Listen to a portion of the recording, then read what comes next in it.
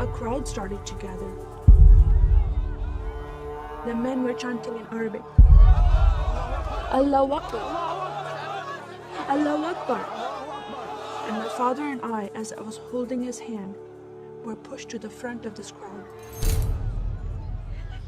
In the center of this crowd was an Arabic woman, dressed just like this, and she was tied up and she was sitting on a box. Next to her was an Arabic man, and he did a traditional Islamic prayer on the floor. And he got up from the floor, and from his side, he pulled out this very long golden sword, and he beheaded the woman. My legs are shaking, and my heart is going fast. And my father said, if you don't listen to the teachings we're instilling in your life, this will happen to you one day.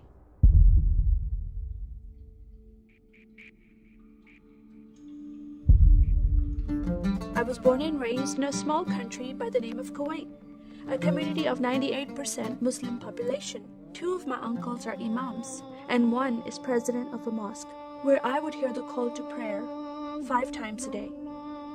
As a Muslim, the word Yahudi, which means Jew, was instilled in me as a bad word, as a cuss word. Yahudis should not exist. They should be killed, and I never thought to question why would I hate them. I never met Jewish people in my life. They never did anything to harm my family. I just hated them. Just the word brought hatred in my heart. It's very important to learn the Quran and the Hadith and even memorize it in Arabic. I even entered a competition where you recite a long chapter in front of Islamic leaders and teachers.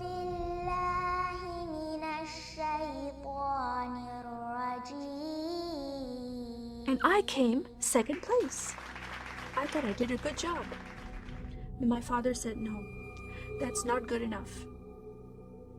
Most of my life for me, it was alone, by myself, broken person, in need of love from my family, but I never received it from them. I tried to experience this love from Creator God, from Allah. In my prayer times, I lifted up my hands and I cried out to Allah for help. Please have my father stop beating my mother. Please have my father stop beating me. But no help came. God is not a personable God to Muslims. God doesn't say, I love you.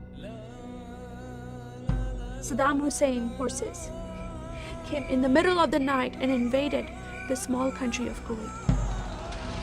And then they came to my city and they destroyed property and they looted people's home and they stole possessions and they killed the men and they raped the women. Then we were granted asylum status to stay in the US. My grandmother suddenly got very sick. She had a heart attack and she went to the hospital. And 2 days later, she passed away. I was devastated because I lost my best friend. And this lady approached me and asked me if I was okay. And I said, no, Paula, my grandmother died. And I just started to cry again. At that moment, I was hurting so much, only crying helped. And Paula came to me and put her arms around me and she gave me a hug. And then she asked me a question. Would you like to go to church with me? When I walked into this church, I experienced love from these people and acceptance from these people like I've never before. Fellowshipping together. They were men and women together. They didn't have to be separate. No one was judging each other. And they knew I was Muslim. They were so friendly to me themselves, accepting of me and loving of me. And that was really surprising to me. And for the first time in my life, I heard a message from the Bible. He started reading the message about Yeshua. When he walked into the synagogue, he was given a scroll from Prophet Isaiah, and he opened the scroll and he started reading that scripture. That the Spirit of the Sovereign Lord is upon me, because he has anointed me to preach the gospel to the poor. He has sent me to heal the broken heart and to proclaim liberty to the captive and freedom of sight to those who are bound, to proclaim the year of the Lord's favor. First time I heard these words of freedom and healing and liberty. I'm desperate to be freed from bondage. I was held captive in Islam and I wanted to be freed from that. I was blinded with so much hatred in my heart. The darkness broke from my eyes. The veil came off my heart. I knew the decision I was making to leave Islam is a big decision. By Sharia law, Islamic law, it is death penalty. But I'm desperate to know a living God. In that day, I gave my life to becoming a follower of Jesus. This is the God of Israel, God of Abraham, Isaac, and Jacob. And the nation of Israel is God's heartbeat. And I said, God, forgive me. I did not know I hated your people.